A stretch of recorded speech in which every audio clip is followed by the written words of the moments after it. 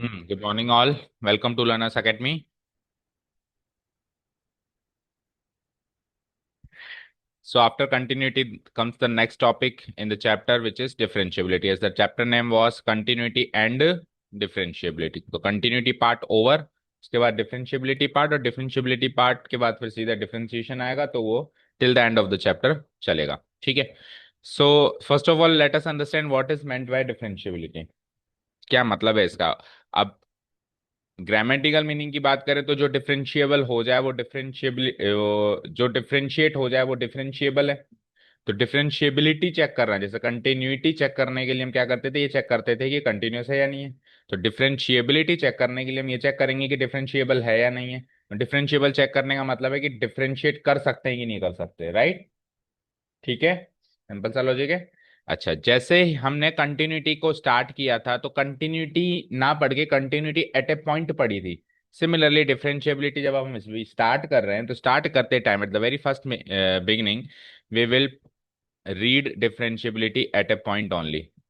एक पॉइंट पे डिफरेंशिएबल है या नहीं है उसकी बात करेंगे. जैसे कंटिन्यूटी की भी हमने पहले पॉइंट की बात करी थी, बाद में फिर वो ओवरऑल कंटिन्यूटी की भी बात करी थी किसी फंक्शन की, तो सिमिलरली ओवरऑल डिफरेंशिएबिलिटी की भी बात होगी उसके सारी डोमेन में. जैसे सारी डोमेन में कंटिन्यूटी की, तो पहले एट ए पॉइंट की बात समझे. कुल मिला के ये तो समझे कि डिफरेंशिएबिलिटी का मतलब क्या है. राइट. क्लियर. सो डिफरेंशिएबिलिटी को हम दो अप्रोचेस से देखेंगे. एक अप्रोच है ज्योमेट्रिक अप्रोच,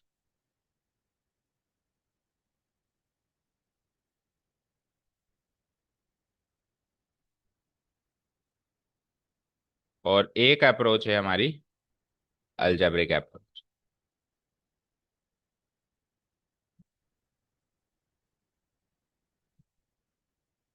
ठीक है. और दूसरी अप्रोच क्या है.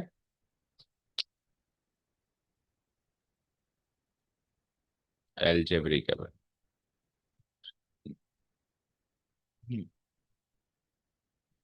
अब इस अप्रोच में क्या करने वाले हैं और उस अप्रोच में क्या करने वाले हैं, दोनों बातें डिस्कस करते हैं. In the geometric approach we will understand differentiability by a topic you already know. The topic name is slope of tangent. ठीक है ना. We have studied this topic in the last year, class 11, straight lines. Hmm. चलो let's continue. Where were we. Differentiability को दो approaches से देखेंगे.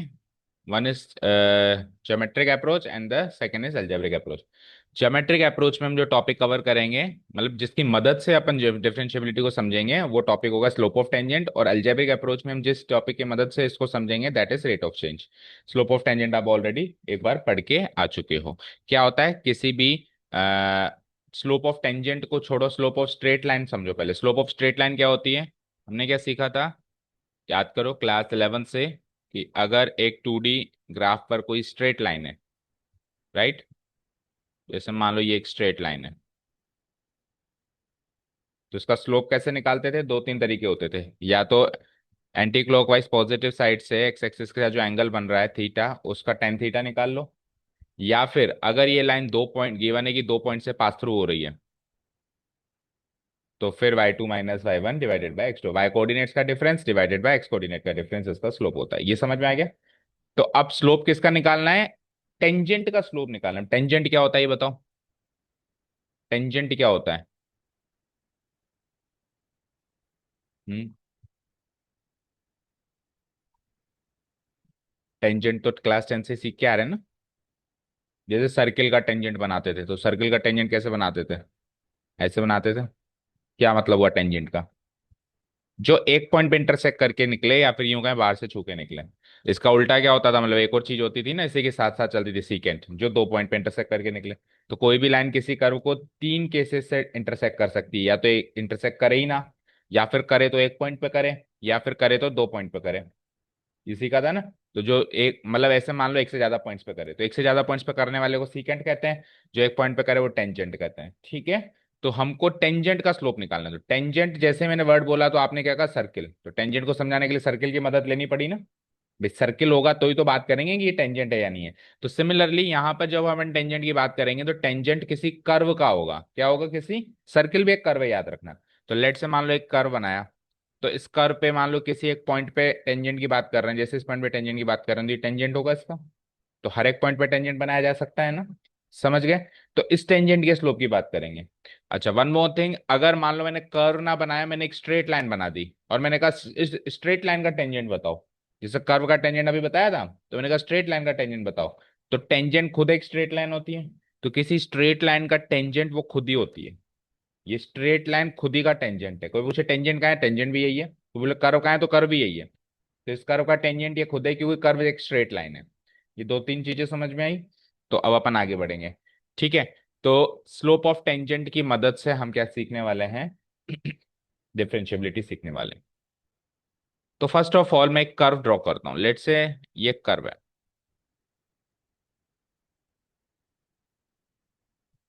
ठीक है। अब मैंने कहा कि इस पॉइंट पे टेंजेंट की बात करो, ओ इस पॉइंट पे डिफरेंशिएबिलिटी की बात करो, कि ये पॉइंट, ये कर्व जो है इस पॉइंट पे डिफरेंशिएबल है या नहीं है। क्योंकि ज्योमेट्रिक अप्रोच की बात हो रही है। जब अलजेब्रिक अप्रोच की बात होगी तो फंक्शंस में बात करेंगे, जब ज्योमेट्रिक अप्रोच की बात हो रही है तो कर्व में बात कर रहे हैं। ठीक है। ये कर्व, ये जो कर्व है, इसका भी तो है ना, अलजेब्रिक जो रिप्रेजेंटेशन होगा वो एज ए फंक्शन हो सकता है ना, y is equals to f x. तो मान लो y is equals to f x, ये कर्व है। इसको मैंने ज्योमेट्रिकली ड्रॉ कर दिया। अब मैंने क्या कहा भाई, किसी एक पॉइंट पे डिफरेंशिएबिलिटी की बात करूंगा, तो लेट से ये वो पॉइंट है जिस पर मैं डिफरेंशिएबिलिटी की बात कर रहा हूँ। अभी के लिए मैं इसको x इक्वल टू ए मान लेता हूँ। वैसे ये आपकी बुक में x इक्वल टू सी की वन है, बट ठीक है, अभी इस इनिशियल फेज पे समझने के लिए इसको x इक्वल टू ए मान लो। ओके। अब a से स्लाइटली बड़ा और a से स्लाइटली छोटा दो पॉइंट्स सोचने हैं अपने को। तो स्लाइटली बड़ा और स्लाइटली छोटे पॉइंट्स क्या होते हैं कैलकुलस में, बताओ? a प्लस एच और एम, किसी भी पॉइंट के स्लाइटली राइट या स्लाइटली लेफ्ट में जाने के लिए वो एच स्मॉल क्वांटिटी जो है, very positive, very small positive number जो हमने कंटिन्यूटी से स्टार्ट किया है, उसको या तो जोड़ते हैं या फिर घटाते हैं। तो हल्का सा बिल्कुल इसके नजदीक आएगा वो, इससे बड़ा नंबर ए प्लस एच, और हल्का सा इससे राइट। अब अगर बिल्कुल हल्का सा छोटा सा अगर मैं पॉइंट ड्रॉ करूंगा तो कुछ समझ ही नहीं आएगा आपको, बिल्कुल दिखाई नहीं देगा। तो इसलिए समझने के उपलक्ष्य से मैं इसको थोड़ा दूर बना देता हूँ, यहाँ बना देता हूँ और यहाँ बना देता हूँ, बट ये है बिल्कुल नजदीक ऐसे मान। तो ये तो हो गया मेरा x equal to a plus h, और ये हो गया मेरा x equal to a minus h. ये तीन पॉइंट आपको समझ में आए। अब इन तीनों पॉइंट पे, इन तीनों पॉइंट्स के कोऑर्डिनेट्स की बात करूं, एक दो तीन, कर्व के ऊपर जो ये तीनों पॉइंट्स आ रहे हैं, इनके कोऑर्डिनेट्स की बात करते हैं एक बार। तो सबसे पहले तो एक्स कोऑर्डिनेट की बात करते हैं। तो एक्स कोऑर्डिनेट तो सबका क्लियर है, इसका एक्स कोऑर्डिनेट क्या है? A plus h. इसका एक्स कोऑर्डिनेट क्या है? Oh a minus h, not a plus h, a minus h. इसका एक्स कोऑर्डिनेट क्या है? ए। और इसका एक्स कोऑर्डिनेट क्या है? A plus h. अब वाई कोऑर्डिनेट की बात करते हैं। तो वाई कोऑर्डिनेट के लिए फंक्शन गिवन होना चाहिए, जैसे कि एक्स स्क्वायर, एक्स क्यूब, कुछ भी गिवन होना चाहिए। तो अपन उसमें वैल्यू पुटअप करके डाल दें। लेकिन अभी तक हमारे पास फंक्शन तो गिवन है नहीं, तो अपन इसको सिंपली ऐसे भी तो लिख सकते हैं, एफ ऑफ ए। भाई यहाँ पे जो वैल्यू, फंक्शन का नाम एफ है, तो ये वाली वैल्यू क्या हो जाएगी? एफ ऑफ ए। इस वाली पॉइंट को हम क्या कह सकते हैं? F of a plus H. And similarly इस वाले पॉइंट को हम क्या कह सकते हैं? F of A minus H. तो वाई कोऑर्डिनेट्स मिल जाएंगे यहाँ से। वाई कोऑर्डिनेट क्या हो जाएगा इसका? F of A minus h. इसका वाई कोऑर्डिनेट क्या हो जाएगा? एफ ऑफ ए। और इसका वाई कोऑर्डिनेट क्या हो जाएगा? F of a plus H. ऐसा कोई डाउट नहीं? ठीक है। अब मुझे एक चीज बताना, इन तीनों के नाम रख देते हैं। लेट से ये पॉइंट ले लिया हमने पी, ये पॉइंट ले लिया हमने ए, और ये पॉइंट ले लिया हमने बी। ठीक है। तो पी से लेके ए तक अगर मैं एक स्ट्रेट लाइन ड्रॉ करूं, कहां से कहां? पी से ए, दिख रही है एक स्ट्रेट लाइन, और पी से लेके बी भी एक स्ट्रेट लाइन ड्रॉ करूं, तो ये पी ए या फिर पी बी इस कर्व के लिए क्या माने जाएंगे? सीकेंड्स माने जाएंगे, क्योंकि इस कर्व को दो पॉइंट्स पे इंटरसेक्ट कर रहे हैं, राइट? ठीक है। अब ध्यान से सुनिएगा, पहले डिफरेंशिएबिलिटी की डेफिनेशन बता रहा हूं, फिर उसको इधर लेके आएंगे। कोई भी कर्व या फंक्शन किसी पॉइंट पे डिफरेंशिएबल तब माना जाएगा जब उस पॉइंट पे एक यूनिक टेंजेंट बनाई जा सके। पहली चीज तो टेंजेंट बनाई जा सके, दूसरी चीज वो यूनिक हो। यूनिक मतलब अकेली इकलौती हो, ऐसे नहीं कि वहां पे 10-20 टेंजेंट्स बन रही है, 100-200 इनफाइनाइट टेंजेंट्स बन रही है। अगर यूनिक टेंजेंट बन रही है, जैसे ये कर्व है और इस पॉइंट पे टेंजेंट बनाओ, तो इस पॉइंट पे आप टेंजेंट जो बनाओगे वो यही बनेगी, इसके अलावा नहीं बनेगी। ठीक है ना। थोड़ा सा पॉइंट को खिसकाओ तो फिर एक टेंजेंट यहाँ पे अलग बन सकती है। मतलब पॉइंट खिसकाते जाओ तो टेंजेंट्स डिफरेंट डिफरेंट बनती जाएगी, लेकिन एक ही पॉइंट की बात करें तो वहां पे यूनिक टेंजेंट। तो अगर ये जैसे इस पॉइंट पे यूनिक टेंजेंट बन पा रही है ना, तो मैं कह दूंगा इस पॉइंट पे ये कर्व डिफरेंशिएबल है। ये होती है ज्योमेट्रिक डेफिनेशन डिफरेंशिएबिलिटी की। क्या होती है? कोई भी कर्व या फंक्शन किसी पॉइंट पे डिफरेंशिएबल कहा जाएगा if at that point we can draw a unique tangent. Unique tangent defined हो सके उस कर्व को जाती हुई। ठीक है। तो अब अगर मैं पी पॉइंट पे डिफरेंशिएबिलिटी की बात करूंगा तो पी पॉइंट पे यूनिक टेंजेंट बननी चाहिए। तो हम हमेशा बन रही है कि नहीं बन रही है ये चेक करने के लिए हम हमेशा क्या करते हैं, उल्टा सोचते हैं। मान लो नहीं बन रही है, तो मैंने क्या कहा कि पी से जो स्लाइटली राइट साइड में पॉइंट है पी है, और पी से जो स्लाइटली लेफ्ट साइड में जो पॉइंट है पी बी, तो ये पी ए और पी बी दो सीकेंट है। अब मुझे बताओ, अगर ये ए पॉइंट जो है थोड़ा नजदीक ले आऊं तो ये सीकेंट ऐसी हो जाएगी, फिर और नजदीक ले आऊं तो ऐसी हो जाएगी। तो एक्चुअली ए पॉइंट इतना दूर थोड़ी ना है। एक्चुअली ए पॉइंट कितना है, पी के बिल्कुल नजदीक है। तो इतना नजदीक है कि पी ए एक्चुअली सीकेंट नहीं है, टेंजेंट ही है। क्योंकि वो छोटी छोटी होती मतलब वो बिल्कुल नजदीक चली जाए, बिल्कुल पी पॉइंट में मर्ज हो जाए, तो वो जो सीकेंट अंदर से जा रही थी वो बाहर से क्रॉस हो जाएगी एक पॉइंट पे इंटरसेक्ट करती हुई। मानते हो? तो एक्चुअली ए पॉइंट अलग थोड़ी ना था, ए पॉइंट तो जस्ट पी के बगल में ही था ना। तो अगर ए पॉइंट पी के बगल में है तो ये टेंजेंट है, अगर थोड़ा दूर है तो फिर वो सीकेंट है। तो हमें क्या साबित करना है कि यहाँ पे यूनिक टेंजेंट बनेगी। पहले तो टेंजेंट बनेगी, तो टेंजेंट बनाना साबित करने के लिए मुझे ये साबित करना पड़ेगा कि ए पॉइंट पी के बिल्कुल नजदीक है। तो वो ऑटोमेटिक सीकेंट क्या बन जाएगी, टेंजेंट बन जाएगी। सिमिलरली जो दूसरी वाली सीकेंट है वो भी द टेंजेंट बननी चाहिए, क्योंकि यूनिक बननी चाहिए। तो यूनिकनेस स्थापित करने के लिए जो हमने दो सीकेंट लिए, दोनों को साबित करना है कि तुम दो अलग अलग सीकेंट्स नहीं हो, तुम एक्चुअली एक ही टेंजेंट हो। तुम एक्चुअली एक ही टेंजेंट हो। अब ये कैसे साबित करें? तो दो लाइंस सेम है, मतलब ये पी ए और पी बी दो लाइंस अलग अलग नहीं है, ये सेम लाइन है। तो कभी भी दो अलग अलग लाइंस हैं और आपको साबित करनी है कि भैया तुम दो नहीं हो तुम एक हो, तो उसके लिए क्या करना पड़ेगा, उन दोनों लाइंस का स्लोप इक्वल कर दो। उन दोनों लाइंस का क्या कर दो, स्लोप इक्वल कर दो। तो आपको दोनों लाइंस का स्लोप निकालना है, तो आप पहले पी ए का स्लोप निकाल लो। तो अभी अभी आपने बताया था स्लोप निकालने का तरीका, क्या बताया था? ये पी ए है ना, पी ए का स्लोप निकालना है। क्या कैसे निकाला था, y2 - y, तो y2 क्या है मेरे पास, f of a plus h, minus y1 क्या है, f of a divided by x2 - x1 यानी a plus h minus a. अब पीबी की बात करता हूं या बीपी की बात करता हूं, क्योंकि वाई दूसरा पॉइंट ये ले लेंगे ना फिर हम। तो बीपी जो दूसरा सीकेंट है, इसका स्लोप क्या होगा बताओ, F of A minus H. And what about x2 - x1? So it is a minus h like this. अब नीचे के डिनोमिनेटर्स दोनों में सॉल्व कर दो, a plus h minus H करेंगे तो यहाँ पर भी h बचेगा, और a minus A minus minus में यहाँ पर भी h बचेगा, तो दोनों में h बचेगा। डन, यहाँ तक कोई डाउट नहीं है। अब यहाँ पे h क्या है, एक स्लाइटली छोटी वैल्यू है टेंडिंग टुवर्ड्स जीरो, तो h की वैल्यू को डिफाइन करने के लिए मैं यहाँ पे लिख देता हूँ limit h tending towards zero. Limit h tending towards, क्योंकि एच की एग्जैक्ट वैल्यू तो नहीं है, टेंडिंग वैल्यू है मेरे पास। अब आप देख रहे हो ना ये जो चीज है बेटा, यही हमारा राइट हैंड डेरिवेटिव है, आर एच डी। जैसे राइट हैंड लिमिट होता था ना, वैसे ये राइट हैंड डेरिवेटिव है। और ये जो चीज देख रहे हो ना, ये हमारा लेफ्ट हैंड डेरिवेटिव है।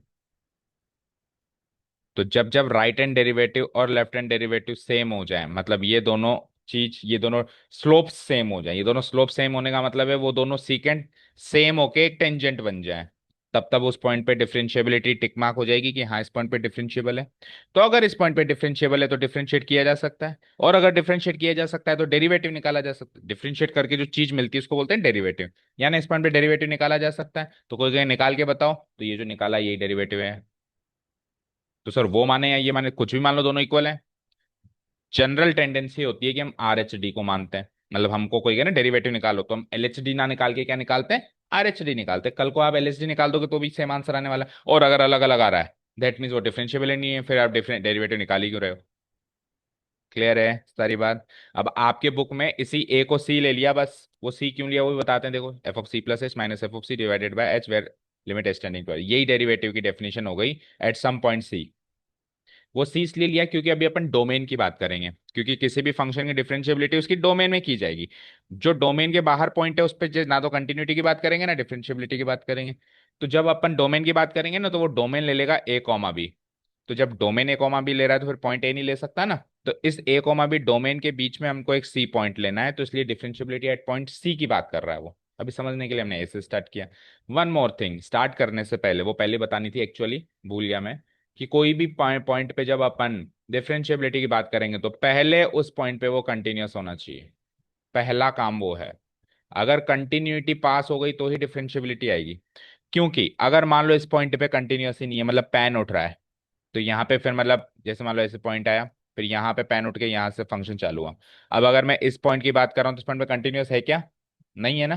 तो इस पॉइंट पे अगर ये कंटिन्यूअस नहीं है तो इस पॉइंट पे जैसे ही आप टेंजेंट बनाओगे तो यूनिक नहीं बनेगा। एक ऐसे बन गया, एक ऐसे बन गया, एक ऐसे बन गया, बहुत सारे टेंजेंट बन रहे हैं। तो जिस पे कंटिन्यूअस ही नहीं है उस पे टेंजेंट तो बन सकता है, बट या तो बन ही नहीं सकता टेंजेंट, या फिर बनेगा तो यूनिक नहीं बनेगा। यूनिक टेंजेंट वहीं बनेगा जहाँ पे पॉइंट पैन नहीं उठ रहा है आपका, ऑलरेडी फंक्शन कंटिन्यूअस फॉर्म में गया हो। तो डिफरेंशिएबिलिटी चेक करने के लिए पहले क्या करना है, कंटिन्यूटी चेक करनी। अब आप अगर किसी एग्जाम में सवाल आए कि आप चेक करो कि डिफरेंशिएबल है या नहीं है, और आपने उसकी कंटिन्यूटी चेक कर ली और वो कंटिन्यूअस ही नहीं है, तो आप उस तर्ज पे भी लिख सकते हो कि साहब ये तो कंटिन्यूअस ही नहीं है और डिफरेंशिएबल कैसे होगा। तो इस बार एक बच्चे की शीट आई थी मेरे पास, जो सीबीएसई बोर्ड से, उसने वो कहते हैं ना चैलेंज करते हैं, तो वहां से डाउनलोड करके उसने दी। तो 2 नंबर का सवाल है, डिफरेंशिएबिलिटी चेक करवाइए। उसने डिफरेंशिएबिलिटी चेक ना करके क्या कर दी, कंटिन्यूटी चेक। मैं चेक करता हूँ, शायद मेरे पास उसके वो भी रखी हुई होगी, अगर है। हम्म,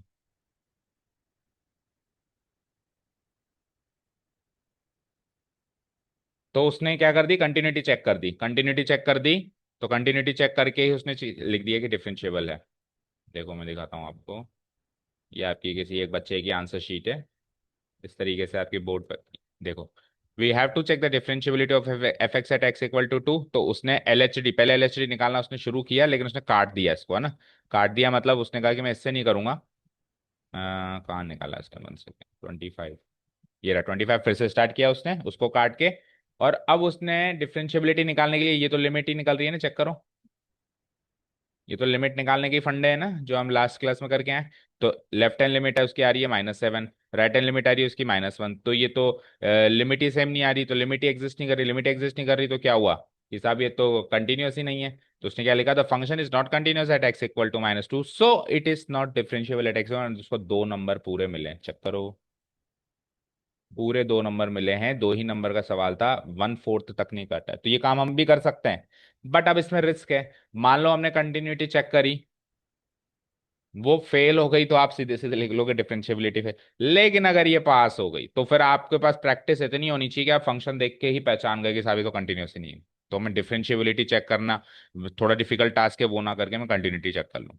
तो अगर ये पास हो गई तो फिर अल्टीमेटली आपको डिफरेंशिएबिलिटी चेक करनी है, आरएचडी एलएचडी, तो वो पहले ही कर लेते हैं। समझ गए। क्लियर है। और अगर ये फेल हो गई तो फिर आप डिफरेंशिएबिलिटी भी चेक करोगे ना तो वो भी फेल होगी। ठीक है, क्लियर हो गया के बाद। और इसका उन्होंने मेरे पास अभी इसका शायद वो नहीं है, आंसर शीट का डिस्क्रिप्शन नहीं है। डिस्क्रिप्शन में ये तक लिखा हुआ है, देखो ये है क्या, उसमें साफ साफ उसने लिखा हुआ है कि अगर किसी बच्चे ने इस तरीके से किया है तो उसको फुल मार्क्स मिलने चाहिए। बोर्ड ने लिख के दिया है। ये तो क्वेश्चन पेपर ही आ गया, तो क्वेश्चन पेपर ही आ गया, देखें इसके आंसर्स हैं क्या हमारे पास। है तो सही, 25 था ना।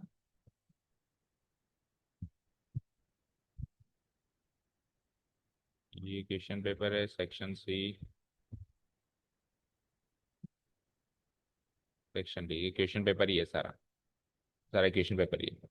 तो ये देखा था मैंने, तो उसने ये लिखा है कि बोर्ड ने लिख के दिया है कि अगर किसी बच्चे ने कंटिन्यूटी चेक कर ली तो आप उसको डिफरेंशिएबिलिटी भी चेक करना मान लो। ठीक है, यहाँ तक सारी बातें क्लियर हो गई। चलते हैं अब आगे। हाँ जी। तो हम कहाँ थे, कि साहब आप लेफ्ट हैंड डेरिवेटिव और राइट हैंड डेरिवेटिव को इक्वल कर दो, तो फिर आपका वो फंक्शन उस पॉइंट पे डिफरेंशिएबल माना जाएगा। ठीक है। एच टेंडिंग टुवर्ड्स जीरो अगर होगा तो ए और B point actually P point पर ही मर्ज होंगे धीरे धीरे। एच टेंडिंग टुवर्ड्स जीरो यानी एच कोई बड़ा नंबर नहीं, छोटा सा नंबर है जीरो के नजदीक, तो ये दोनों पॉइंट इधर इसकी तरफ मर्ज होंगे। और अगर ये पॉइंट इसकी तरफ मर्ज होंगे तो वो सीक्वेंस टेंजेंट्स बनता जाएगा। तो कहने का मतलब ये है कि एच टेंडिंग टुवर्ड्स जीरो का मतलब ये है कि sequence are tending towards common tangent. Secant tangent तो बन रहे हैं लेकिन कॉमन बन रहे हैं, ये दोनों अलग अलग टेंजेंट, ऐसा नहीं है कि ये सीकेंड टेंजेंट बन गई ये सीकेंड टेंजेंट बन गई तो दो अलग अलग टेंजेंट बन गए, वो टेंजेंट भी कॉमन बन रहे हैं। तो एच टेंडिंग टुवर्ड्स जीरो का मीनिंग क्या हो गया, secants are tending towards common tangent, और कॉमन टेंजेंट ही हमको बनाना था। समझ गए क्या? ये दोनों इक्वल हो जाएंगे ना, दैट मीन्स द फंक्शन। अच्छा इसके बाद फिर इसके बाद जैसे फंक्शन जो भी गिवन होगा उसमें यहाँ पे हम वैल्यू रख देंगे, डिवाइडेड बाय एच कर देंगे। अगर इनडिटरमिनेट वैल्यू बन रही है तो फिर आपको स्टैंडर्ड लिमिट इक्वेशंस का भी इस्तेमाल करना पड़ेगा इसको सॉल्व करने के लिए, इसको और इसको सॉल्व करने के लिए। आगे चल के इसी को अपन डेरिवेटिव का फॉर्मूला भी मानेंगे। ठीक है। ओके। चलो अब एक बार नोट्स सेक्शन पे चलते हैं और खत्म करते हैं, ये खत्म हो चुका है एक्चुअली टॉपिक, पर नोट सेक्शन में क्या है वो पढ़ लेते हैं। अ फंक्शन, जो आपको नोट डाउन करना है, function f x is differentiable function. I double F का मतलब पहले बता चुके हैं, इफ एंड ओनली इफ, मतलब बोथ वेज इम्प्लीकेशन है ना। It's curve is continuous and also smooth. Continuous भी होना चाहिए स्मूथ भी होना चाहिए, कंटिन्यूटी भी फेल नहीं होनी चाहिए, और स्मूथ किस है, देखो मान लो कर्व तो कंटिन्यूअस है लेकिन वो ऐसे चला गया तो स्मूथ नहीं हुआ ना। तो अब इस पॉइंट पे देखो कंटिन्यूटी तो फेल नहीं हुई लेकिन डिफरेंशियबिलिटी फेल हो जाएगी, क्योंकि अगेन इस पे आप कॉमन टेंजेंट कैसे बनाओगे, बहुत सारे बन जाएंगे। और ये कारण है कि मॉडुलस एक्स फंक्शन कंटिन्यूअस होने के बावजूद भी डिफरेंशिएबल नहीं होता एक पॉइंट पे। जैसे मॉडुलस फंक्शन ऐसा होता है ना, तो यहाँ पर तो कंटिन्यूअस है, यहाँ पर कंटिन्यूअस है, यहाँ पर भी कंटिन्यूअस है, लेकिन यहाँ पे शार्प टर्न ले लिया। तो शार्प टर्न अगर वो ले लेगा तो फिर उसको स्मूथ नहीं कहेंगे, या तो शार्प टर्न लेगा या स्मूथ होगा, दोनों में से एक चीज होगी। तो उसने क्या कहा, कंटिन्यूअस के साथ साथ स्मूथ भी होना चाहिए, ऐसे शार्प टर्न ना ले। शार्प टर्न ले लिया तो फिर इस पॉइंट पे वो कॉमन टेंजेंट नहीं बनेगी, तो वो इस पॉइंट पे डिफरेंशिएबल नहीं होगा। ठीक है। तो पहली चीज क्या है कि इफ एंड ओनली इफ वो कंटिन्यूअस है और स्मूथ है तभी उसको डिफरेंशिएबल कहा जाएगा किसी एक पॉइंट पे। ठीक है। जैसे कि ये कर्व दिख रहा है आपको, थोड़ा बड़ा कर देते हैं। ठीक है, ये कर्व दिख रहा है, एक्स इक्वल टू ए है। ठीक है। अब यहां पर एक दूसरा पॉइंट है a plus h, f of a plus h, वो शायद डिलीट हो गया इस जगह पे है ना। और यहाँ पे तीसरा पॉइंट है वही जो अभी अपने ग्राफ बनाया, सेम ग्राफ है ना, पूरा बनाना। आप यहाँ से डिलीट हो गया नोट सेक्शन बनाते हुए। ठीक है। तो इसमें क्या करना है अपने को, वही आपको स्लोप ऑफ सीकेंड पी भी निकालना है पहले, y two minus y one divide by x two minus x one, a बचा यहाँ पे। फिर उसके बाद फिर आपको स्लोप ऑफ ए पी निकालना है, वही वाई टू माइनस वन ये करके, ये निकला ये निकला। अब अगर ये दोनों when we tend h towards zero, जैसे जैसे एच को आप जीरो के नजदीक लेके जाएंगे तो सीकेंड पी बी और ए पी ये टेंड होंगे पॉइंट ए पे टेंजेंट बनने की तरफ। यानी एच को जीरो की तरफ लेके जाने का मतलब है इन सीकेंड को पॉइंट ए पर बनने वाले टेंजेंट की तरफ लेकर जाना। ठीक है, यहां तक हो गया। तो ये एच को जीरो की तरफ टेंड करने को अपन ऐसे ही तो लिखते हैं। तो यही आपका एल एच डी है, लेफ्ट हैंड डेरिवेटिव, यही आपका आर एच डी है। thus we can say that the function is differentiable at the point x equal to a and its derivative at the point x equal to a is given by, कुछ भी ले लो, हम generally are H D लेते हैं। ठीक है ना। अगर ऐसा हो जाएगा तो अपन कहेंगे कि फंक्शन x इक्वल टू ए नामक पॉइंट पे डिफरेंशिएबल है, और उसका डेरिवेटिव क्या है, कोई का उसका डेरिवेटिव क्या है, तो उसका डेरिवेटिव ये है। ये आर एच डी वाला फॉर्मूला अपन ले लेते हैं। अब इसमें कई जगह इसको ऐसे भी लिखा जाता है, वो कैसे लिखा जाता है, दोनों एक ही बात है। अगर मैं ए प्लस एच को एक्स से रिप्रेजेंट कर दूं, रिप्लेस कर दूं, तो ये ए प्लस एच की जगह क्या आ गया बताओ, एक्स। ए आज भी यही है। ठीक है। अब अगर आपने ए प्लस एच को एक्स लिखा है तो एच क्या हो जाएगा, एक्स माइनस ए। और फिर जब एच टेंडिंग टुवर्ड जीरो है तो एच की वैल्यू क्या है, एक्स माइनस है। तो x minus a tending toward zero का मतलब क्या होगा, x tending towards a, minus a को उधर ले आया तो ये जो चेंजेस हुए हैं, अपन जब कंटिन्यूटी चेक करते थे तो भी तो अपन, अब देखो इसमें कहीं भी ए एच नहीं है, नहीं है ना। तो ये इस फॉर्मूले में एच का इंट्रोडक्शन नहीं है, इसमें एच का इंट्रोडक्शन है, तो अपन कंटिन्यूटी में भी तो यही करते थे। अपन लिखते थे x tending toward some point c minus, फिर अपन उसमें क्या करते थे, एच टेंडिंग टुवर्ड जीरो में चेंज कर देते थे, तो यहाँ पे जो फंक्शन है वो एक्स से एच में बदल जाता था। तो ये एच वाला बदला हुआ फंक्शन है, ये विदाउट एच वाला बदला हुआ फंक्शन है, दोनों एक ही बात है। उल्टा वो करने में थोड़ी आसानी होगी, बाकी चीज एक ही है। ये भी ए पे डिफरेंशियबिलिटी चेक कर रहा है, ये भी ए पे डिफरेंशियबिलिटी चेक कर रहा है, दोनों आरएचडी के ही फॉर्मूले हैं। समझ गए? क्लियर? नेक्स्ट चलते हैं। तो डेरिवेटिव की definition, slope of tangent at some point x equal to a to the curve y equal to f x, किसी y equal to f x नामक कर्व पे किसी एक पॉइंट पे जो टेंजेंट बने उसका स्लोप ही डेरिवेटिव होता है। क्या समझे? किसी एक कर्व पे, ये y equal to f x नामक कर्व है, एक किसी पॉइंट पे x इक्वल टू ए नामक पॉइंट पे जो टेंजेंट बने, इस टेंजेंट का जो स्लोप निकलेगा, वही कैसे भी निकालो आप, टेन थीटा करके निकालो या y2 - y1 कैसे भी करके, वो स्लोप ही डेरिवेटिव है। ये पहली डेफिनेशन। दूसरी डेफिनेशन अभी मैंने क्या बताई, अलजेब्रिक अप्रोच से देखें तो rate of change. Rate of change का मतलब ये होता है कि मान लो कि मेरे पास x इक्वल टू 2 पर एफ एक्स की वैल्यू मान लेते हैं 10 आ रही है। कोई फंक्शन है x इक्वल टू 2 पे एफ एक्स की वैल्यू 10 दे रहा है, और x इक्वल टू मान लो कि 7 पे वो वैल्यू हो जाती है 40, ऐसे मान। तो कोई पूछे इसका रेट ऑफ चेंज बताओ। रेट ऑफ चेंज का मतलब होता है कि एफ एक्स में कितना डिफरेंस आया एक्स के डिफरेंस के कंपैरिजन में। तो एफ एक्स में कितना डिफरेंस आया 40 - 10, और एक्स में कितना डिफरेंस आया 7 - 2। 40 - 10 यानी 30, 7 - 2 यानी कि 5, तो आंसर आएगा 6। तो ये है रेट ऑफ चेंज। तो आप ध्यान से देखो तो ये डेरिवेटिव का ही तो फॉर्मूला है। ये वाई कोऑर्डिनेट्स ही तो है, वाई कोऑर्डिनेट्स का डिफरेंस माइनस एक्स कोऑर्डिनेट का डिफरेंस। तो अपन ने जब स्लोप ऑफ टेंजेंट की तरह उसका फॉर्मूला बनाया तो वो कहीं ना कहीं रेट ऑफ चेंज का फॉर्मूले से मैच कर रहा है, तो इसलिए डेरिवेटिव का दूसरी डेफिनेशन बन गई रेट ऑफ चेंज। इसको अलजेब्रिक डेफिनेशन कहते हैं। ठीक है ना?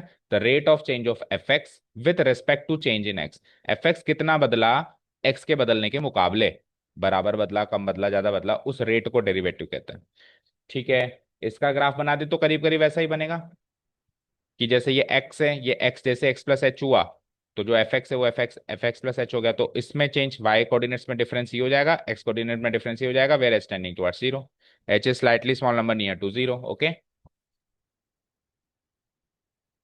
तो रेट ऑफ चेंज कैसे निकालेंगे? ये हो गया y कोऑर्डिनेट का डिफरेंस, ये हो गया हमारा x कोऑर्डिनेट का डिफरेंस। ठीक है? इसको सॉल्व करेंगे तो नीचे वाला तो सॉल्व होकर x माइनस एक्स एच रह जाएगा। तो अब आप ध्यान से देखो, ये आर एच डी का ही तो फॉर्मूला है। देखो ध्यान से, बस आर एच डी के पहले वाले फॉर्मूले में अपन एक पॉइंट पे बात कर रहे थे, तो x की जगह वो पॉइंट ले रहे थे, जैसे ए या सी जो भी नाम रख रहे थे, ए रख रहे थे तो ए रख देते थे, सी दे।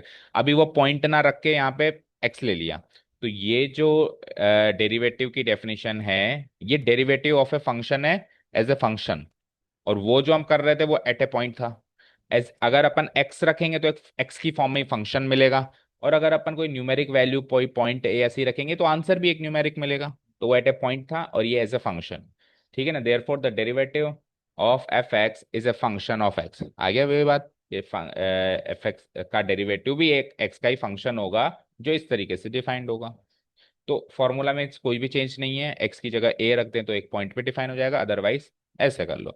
और फिर से कह रहा हूँ, आरएचडी वाला फॉर्मूला प्रेफर करना, क्योंकि एलएसडी वाला कर सकते हैं लेकिन उसने कहीं बुक में मेंशन नहीं किया, तो कंफ्यूजन हमारे बढ़ जाएंगे, फिर एलएसडी में इसको इधर लाओ, उधर ए माइनस एच लो। ठीक है ना? तो हमारे कंफ्यूजन बढ़ जाएंगे। नेक्स्ट आ जाओ। So the derivative of a function f x defined in a, ये देखो डोमेन ले लिया अब उसने।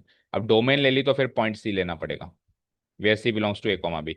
अच्छा, जब भी अपन डोमेन की बात करेंगे तो चाहे से फंक्शन क्लोज इंटरवल में डिफाइन हो, लेकिन उसकी डिफरेंशिएबिलिटी की बात हमेशा ओपन इंटरवल में की जाएगी। क्यों? क्योंकि एंड पॉइंट्स पे चाहे जो कर लो फंक्शन डिफरेंशिएबल होगा ही नहीं, क्योंकि वहां पे तो यूनिक टेंजेंट नहीं बन पाएगी। टेंजेंट तो बन पाएगी, मान लो कि फंक्शन यहां से लेके यहां तक डिफाइंड है। अब ये पॉइंट दोनों मान लेते हैं इसके डोमेन में है, क्लोज इंटरवल में डिफाइन है, लेकिन फिर भी इस पॉइंट पे जब आप डिफरेंशिएबिलिटी की बात करोगे तो यहाँ तो टेंजेंट नहीं बन पाएगा ना यूनिक। तो इस पॉइंट को छोड़ के इसके जस्ट बगल वाला पॉइंट से हम स्टार्ट करेंगे उसकी डिफरेंशिएबिलिटी, इसलिए हमको ओपन इंटरवल लेना पड़ेगा। चाहे से फंक्शन क्लोज इंटरवल में डिफाइन हो, लेकिन डिफरेंशिएबिलिटी की बात हमेशा ओपन इंटरवल में ही करी जाएगी। तो इस इंटरवल में कोई भी सी ले लो, चाहे से ए ही ले लो, ए भी तो सी बन सकता है ना, बी भी बन सकता है, ए और बी तो नहीं बन सकता, एंड पॉइंट से उसके जस्ट बगल वाला बन सकता है। ठीक है? तो कोई सा भी पॉइंट सी ले लो, वो उसका डेरिवेटिव कुछ इस तरीके से डिफाइंड होगा या कुछ इस तरीके से डिफाइंड होगा। ये तो अभी वाली डेफिनेशन हो गई, और इसमें वही सी प्लस एच को एक्स से रिप्लेस कर दें तो ये वाला फॉर्मूला बन जाता है। ठीक है? क्लियर है? अभी जब अपन स्लोप ऑफ टेंजेंट की बात कर रहे थे तो अपन पॉइंट ए ले रहे थे, और जब अभी अपन रेट ऑफ चेंज की बात कर रहे हैं तो अपन पॉइंट सी ले रहे हैं, बात तो एक ही है। Provided that this value exist finitely, ये वैल्यू फाइनाइटली एग्जिस्ट करनी चाहिए, ये या ये कोई सी, फाइनाइटली का मतलब है इनडिटरमिनेट फॉर्म नहीं बननी चाहिए, इनफाइनाइटली नहीं एग्जिस्ट करनी चाहिए, ठीक है। अगर ये मान लो पॉइंट, ये वैल्यू इनफाइनाइटली एग्जिस्ट कर रही है, जैसे 0/0 बन गई या 0/0 बन गई, तो अपन उसको हटाने के लिए कुछ लिमिट इक्वेशंस का सहारा लेते हैं। वो लिमिट इक्वेशन का सहारा लेकर भी वो नहीं हट पा रही फॉर एग्जाम्पल, तो भी हम कहेंगे कि नॉट डिफरेंशिएबल है। तो इनफाइनाइटली वो एग्जिस्ट करनी चाहिए, ठीक है। ये फॉर ग्राफ बिल्कुल सेम वैसा का वैसा ही, आप चाहो तो इस ग्राफ को स्किप भी कर सकते हो क्योंकि 2-3 बार बना लिया हमने ग्राफ। वही सेम चीज है, एक्स एक्स में स्लाइटली नंबर जोड़ा, स्लाइटली नंबर कम किया, ये वैल्यू आ गई इनकी। अब क्या करेंगे, इसका गैप डिवाइडेड बाय, नहीं सॉरी, इसका गैप, ये है y का, y कोऑर्डिनेट्स का गैप, ये है x कोऑर्डिनेट का, तो this gap divided by this gap where x tending towards 0, या फिर this gap divided by this gap where x tending towards, ये दोनों गैप्स इक्वल आने चाहिए, ठीक है। तो लेफ्ट हैंड डेरिवेटिव क्या बना, एफ एक्स माइनस एच, पिछला वाला डिवाइडेड बाय एच ही आएगा, तो करके देख लिया अपन, एच टेंडिंग टुवर्ड्स 0। और राइट हैंड डेरिवेटिव क्या आएगा, x plus h minus x divided by x, ये 3-4 बार फॉर्मूला रिपीट हो गया है ना। Now we can say that fx is differentiable at a point C if LHD at C equal to RHD at C, ठीक है। और LHD at C को हम ये लिख सकते हैं, और RHD at C को हम ये लिख सकते हैं, तो ये दोनों चीज सेम होनी चाहिए, ठीक है। अब लास्ट में जाते जाते वही जो चीज हमने सीखी थी कि कोई भी फंक्शन जो है, अगर x इक्वल टू सी पर डिफरेंशिएबल है तो वो कंटिन्यूअस 100% होगा, पर अगर कंटिन्यूअस है तो डिफरेंशिएबल होगा, इसकी गारंटी है क्या, नहीं। तो but the converse need not to be true, इन दोनों के प्रूफ्स आ सकते हैं एग्जाम में, एक एक नंबर के। आपको कोई कहे कि साबित करो कि कोई पॉइंट अगर x इक्वल टू सी पे डिफरेंशिएबल है तो कंटिन्यूअस पे, तो डिफरेंशिएबिलिटी तो अगला एग्जाम है, तो अगला एग्जाम क्लियर कर दिया, जैसे 12th क्लियर कर ली तो आप 10th तो क्लियर करके आए हो ना। लेकिन अगर आपको कोई कहते कि आप 10th क्लियर करके आए हो, तो कोई गारंटी है कि आप 12th भी क्लियर करे होंगे, आपने हो सकता है बीच में पढ़ाई छोड़ दी हो या आप फेल हो गए हो, ठीक है। तो डिफरेंशियबिलिटी आगे का एग्जाम है वो क्लियर हो गया, दैट मीन्स पीछे का एग्जाम क्लियर हो गया, लेकिन अगर पीछे का एग्जाम क्लियर हो गया तो आगे का एग्जाम क्लियर होगा, ऐसा सच नहीं है, दोनों चीज को प्रूव करेंगे। तो पहली वाली चीज को प्रूव करते हैं जिसमें वो f x differentiable at x equal to c, ये तो गिवन है, एंड अगला एग्जाम क्लियर हो गया, गिवन है। और हमको साबित करना है कि वो कंटिन्यूअस भी होगा एक्स इक्वल टू सी, यानी पिछला एग्जाम क्लियर हुआ था कि नहीं हुआ था वो साबित करना है। तो अगर आपको ये चीज गिवन है, तो एफ एक्स डिफरेंशिएबल कब होता है, जब ये वाली लिमिट फाइनाइटली एग्जिस्ट करें, आर एच डी वाला फॉर्मूला लगा दिया मैंने सिंपली, एक्स वाली फॉर्म में ले लिया अभी मैंने इसको ना, एच वाली फॉर्म में नहीं लिया, एक्स वाली फॉर्म में ले लिया, किसी से भी स्टार्ट कर सकते हैं, यानी कि ये एग्जिस्ट करता है फाइनाइटली। अब आपको साबित करना है कि एफ एक्स कंटिन्यूस है eight x equal to c पे। हम क्या करेंगे, देखो नीचे आ जाओ, इसी में समझा देता। देखो किसी भी फंक्शन एफ एक्स को हमने क्या क्या कर सकते हैं अपन, किसी भी फंक्शन एफ एक्स को अपन f x minus f of c plus f of c लिख सकते हैं, माइनस प्लस कट के वही सेम मिलेगा, इसको एक्सप्रेस कर दिया अपन इस फॉर्म में। अब अपन क्या करेंगे, इस पार्ट को डिवाइड कराएंगे एक्स माइनस सी से, और मल्टीप्लाई भी करा देंगे एक्स माइनस सी से। ऐसा क्यों कर रहे हैं, क्योंकि इसको वो वाली शक्ल बना के देनी है, और फिर अगर ये एग्जिस्ट करता है तो फिर कंटिन्यूटी के लिए क्या चीज होनी चाहिए होती, बताओ, कंटिन्यूटी के लिए क्या चीज होनी चाहिए कि लिमिट और वैल्यू सेम आए, लिमिटेबल वैल्यू और एक्चुअल वैल्यू सेम आए। तो यहां से हम ऐसा कुछ करेंगे कि limitable value exact value same हो जाएगी, तो साबित हो जाएगा कंटिन्यूस है, एक्स माइनस सी और एक्स माइनस सी से डिवाइड मल्टीप्लाई करवा दिए। अब अपन बोथ साइड्स क्या करेंगे, एक्स टेंडिंग टुवर्ड्स सी की लिमिट ले लेंगे, वो वाली शक्ल बनानी है ना, आपको याद है। तो इधर कितने कंपोनेंट्स हैं, इधर 3 कंपोनेंट्स है, देखो ध्यान से, एक तो ये, दूसरा ये, तीसरा ये। तो अलजेब्रा ऑफ लिमिट्स का इस्तेमाल करके अपन इस पे और इस पे तीनों पे अलग अलग लिमिट लगा सकते हैं, ठीक है। तो मैंने नेक्स्ट पेज पे अलग अलग लिमिट लगा दी, ठीक है। ये मल्टीप्लाई करा दिया, taking limit x tending to c on both sides ले लिया। तो देखो इधर तो इस पे लिमिट आ गई, फिर 3 पार्ट्स हैं राइट हैंड साइड में, एक इस पे ले ली एक्सटेंडिंग टुवर्ड्स सी, एक एक्स माइनस सी पे ले ली, और प्लस फिर इस पे ले ली। अब आप राइट हैंड साइड को सॉल्व करो, तो इसकी वैल्यू फाइनाइटली एग्जिस्ट करती है, हमने पहले गिवन में मान लिया है, ये क्या लेफ्ट हैंड डेरिवेटिव ही तो है। तो इसकी वैल्यू फाइनाइटली एग्जिस्ट करती, क्या एग्जिस्ट करती है मुझे नहीं पता, पर हाँ इसकी कुछ वैल्यू है, नहीं पता क्या है, कोई बात नहीं। एक्सटेंडिंग टुवर्ड्स सी इधर पुटअप करेंगे, तो ये क्या हो जाएगा, सी, सी माइनस सी क्या हो जाएगा, 0। तो इसकी वैल्यू कुछ भी है, मुझे क्या पता, 0 से मल्टीप्लाई हो गया, ये तो खत्म हो गया ना। पर हाँ इसकी वैल्यू कुछ है, क्योंकि अगर इसकी वैल्यू एग्जिस्ट ही नहीं करती है तो जिसकी वैल्यू एग्जिस्ट नहीं करती उसको जीरो से मल्टीप्लाई नहीं कर सकते, जीरो से भी उसी को मल्टीप्लाई कर सकते हैं जिसकी फाइनाइटली वैल्यू एग्जिस्ट कर रही हो। फॉर एग्जाम्पल अगर मान लो इसकी वैल्यू 1/0 है, तो फिर इंटू जीरो का आंसर 1 आएगा ना। बट इसकी वैल्यू 1/0 नहीं आ सकती क्योंकि 1/0 तो इनफाइनाइट है। और हमने साबित किया है कि ये फाइनाइटली एग्जिस्ट करता है, फाइनाइटली एग्जिस्ट करता है मतलब इसका डिनोमिनेटर जीरो नहीं है। और इसका डिनोमिनेटर जीरो नहीं है तो एक ऐसी वैल्यू जिसका डिनोमिनेटर जीरो नहीं है उसको जीरो से मल्टीप्लाई करेंगे तो वो कैंसिल आउट होगा, जीरो बनेगा, फिर वो 1 2 3 कुछ और नहीं बन सकता। कुल मिला के ये चीज जीरो बनेगी तो वो बची। अब वहां पे एफ ऑफ सी में एक्स तो है ही नहीं पुटअप करने के लिए, एक्स की वैल्यू सी पुटअप करनी थी, तो इसका आंसर तो एफ ऑफ सी आएगा ना। तो क्या आया, limit x tending towards c of f of c आ गया। ये लिमिटेबल वैल्यू है, ये एक्चुअल वैल्यू सेम आ गई। That means x equal to c पे वो कंटिन्यूस है। मजा आया? क्लियर? तो ये हो गया इसका प्रूफ। ऊपर रह गया थोड़ा सा। लिमिट एक्सटेंडिंग टुवर्ड्स सी, ये फॉर एफ डैश सी है, एक्चुअली यही तो डेरिवेटिव है ना, तो उसको हाल फिलहाल के लिए एफ डैश सी लिख दिया है अपन ने। डैश बताया नहीं मैंने, डैश का मतलब होता है जैसे मैंने कहा कि किसी फंक्शन एफ एक्स का डेरिवेटिव करो तो उसके डेरिवेटिव को अपन एफ डैश एक्स, वो नेक्स्ट एक्सरसाइज से ज्यादा अच्छे से लिखा जाएगा, एफ डैश एक्स से डिनोट कराते हैं। तो मैंने कहा eight x equal to c पे इसका डेरिवेटिव की बात करो तो उसको हम कहेंगे एफ डैश सी। तो अपन एक्स इक्वल टू सी पे बात कर रहे थे तो इसका डेरिवेटिव एफ डैश सी कह दिया, अगला जीरो था इसे, ये जीरो बन गया तो एफ ऑफ सी आ गया। समझ आया? So we can say that f x is continuous at x equal to c, क्योंकि ये लिमिटेबल वैल्यू और ये एक्चुअल वैल्यू पिछले लेक्चर में बहुत बार सॉल्व करा है अपन ने, ये सेम आ गए। ठीक है, समझ आया? तो differentiability at x equal to c से स्टार्ट किया और continuity at x equal to c पे खत्म किया, तो साबित हो गया ना कोई भी function x equal to c पे डिफरेंशिएबल है तो कंटिन्यूस भी होगा। अब उल्टा, अगर कोई फंक्शन कंटिन्यूअस है तो वो डिफरेंशिएबल, ऑल, ऑल मतलब सारे नहीं होते, कुछ एक ही होते हैं। To prove that all continuous functions are not differentiable, ऐसा करने के लिए हमको एक क्लासिक वो लेना है, cross example.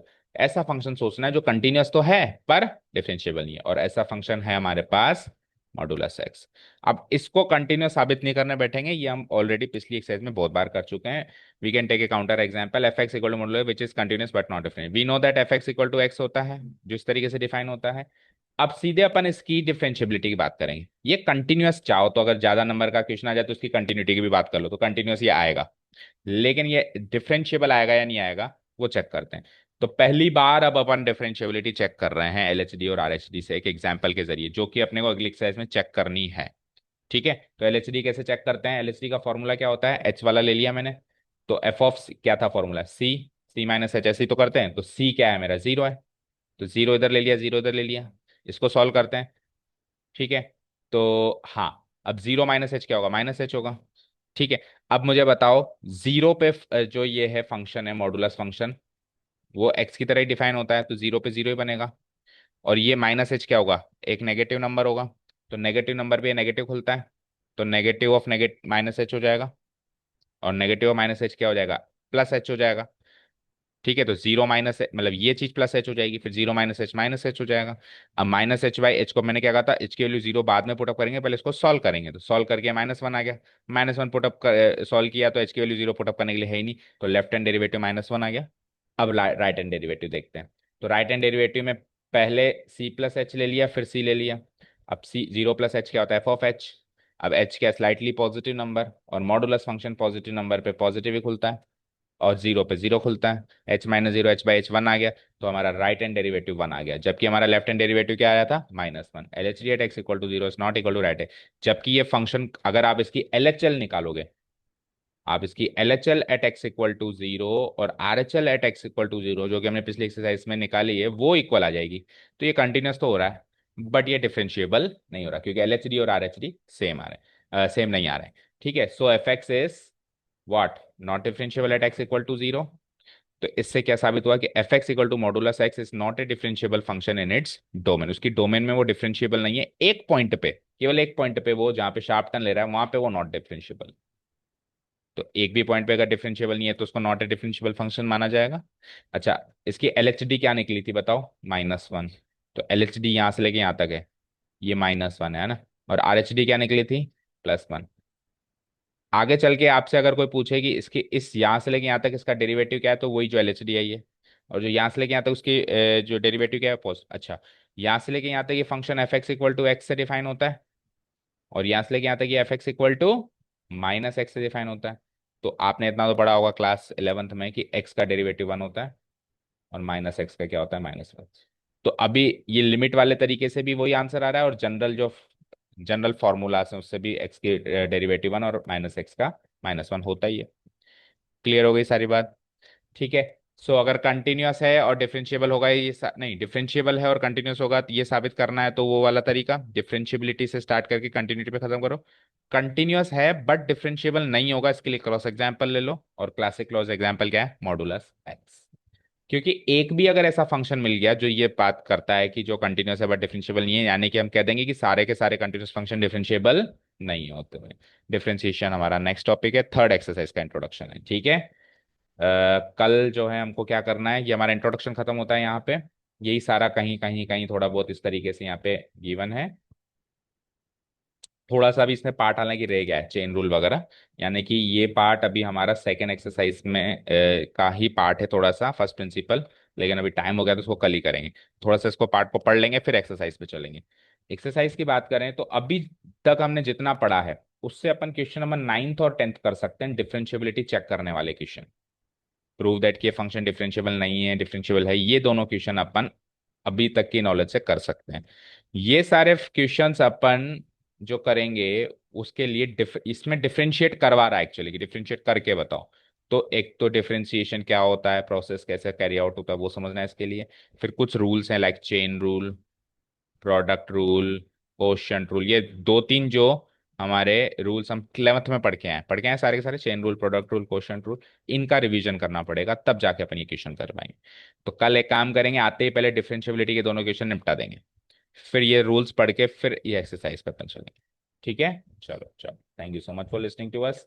Nice day, keep learning.